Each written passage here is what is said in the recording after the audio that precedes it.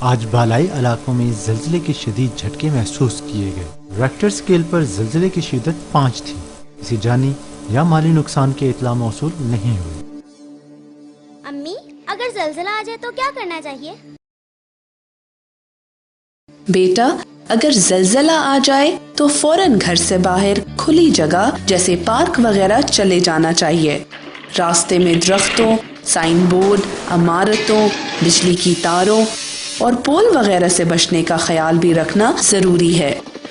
گھریلو بلڈنگ سے باہر نکلتے وقت لفٹ کا استعمال ہرگز نہ کریں۔ سیڑھیاں ہی محفوظ ترین راستہ ہیں۔ اگر آپ کسی بلند عمارت یا فلیٹس میں موجود ہیں اور جلدی باہر نہیں آ سکتے تو زلزلے کی صورت میں لکڑی کے میز کے نیچے خود کو محفوظ کریں۔ اپنی ٹانگیں مضبوطی سے کس لیں۔ اپنے سر کے اوپر کوئی تکیہ یا نرم چیز رکھ لیں اور آنکھیں بازوؤں کی مدد سے محفوظ کریں۔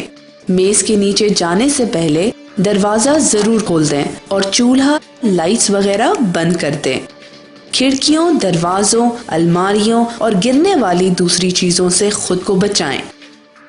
ابو، اگر ہم گھر پر نہ ہوں اور ڈرائیونگ کر رہے ہوں اور زلزلہ آ جائے تو پھر؟ ڈرائیونگ کرتے وقت زلزلہ آنے کی صورت میں فوراً گاڑی روک دیں اور جھٹکے ختم ہونے کا انتظار کریں۔ بلڈنگ، اوور پاسز، پلوں، بجلی کی تاروں اور پہاڑی علاقوں میں خصوصاً لینڈ سلائیڈنگ والے علاقوں میں کھائیوں اور اوپر سے گرنے والے پتھروں سے احتیاط بھی انتہائی ضروری ہے۔ زلزلے کی وجہ سے سڑک بھی خراب ہو سکتی ہے، اسی لیے اس بات کا بھی خیال رکھنا چاہیے۔ بچوں، زلزلے قدرتی آفت ہیں، انہیں روکا نہیں جا سکتا، لیکن حفاظتی تدابیر کے بارے میں معلوم ہونے سے ہم نقصان کو کم سے کم کر سکتے ہیں۔ بابا، ہم اپنے کلاس فیلوز کو بھی زلزلے سے بچاؤ کے طریقوں کے بارے میں بتائیں گے اور ٹیچر سے بھی کہیں گے کہ وہ ہمیں اس کے بارے میں ضرور بتائیں۔ ہاں، یہ بات ہوئی نا عقل مندی کی۔